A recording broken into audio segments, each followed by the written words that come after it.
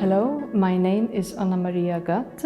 I am Curator of Costumes and Textiles, and I'm stationed at the Inquisitor's Palace, which is also the National Museum of Ethnography in Burgo.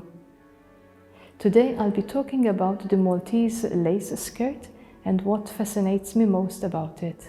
The skirt that I have in front of me is made of bobbin lace.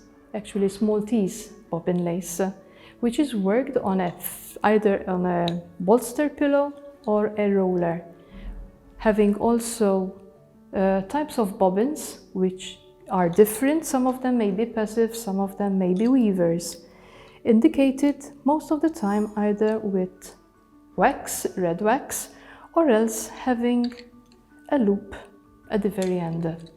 The rest would be passives.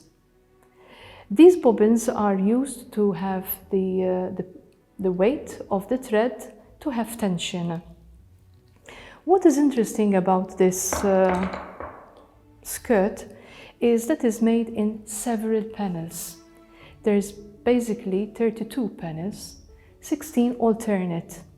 There's the stripes, which start from a narrow end and will end up on the wider end, which nowadays we work the contrary, from a wider to a narrower.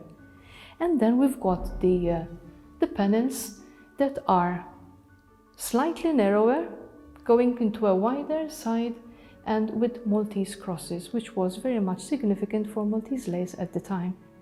We're looking at a skirt which dates back to the late 19th century and early 20th century.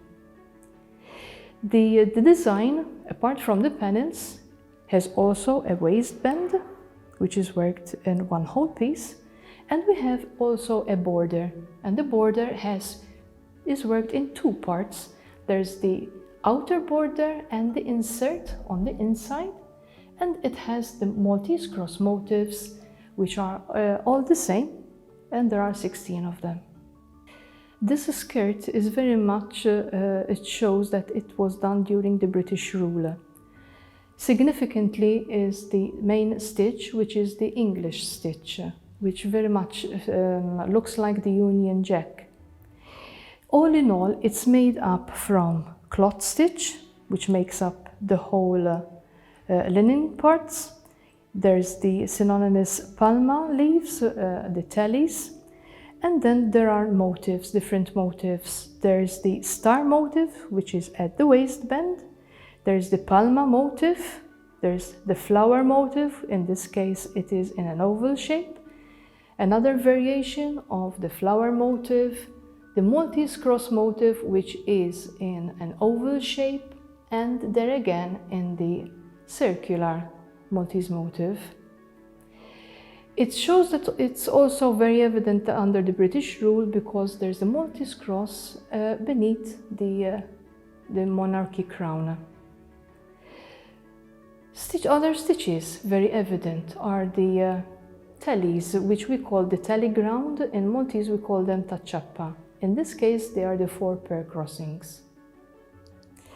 When you look at the symbols in general, this is very much likely to be an allegory of love. It is made of flowers in a garden, which signifies also happiness, joy, and true love.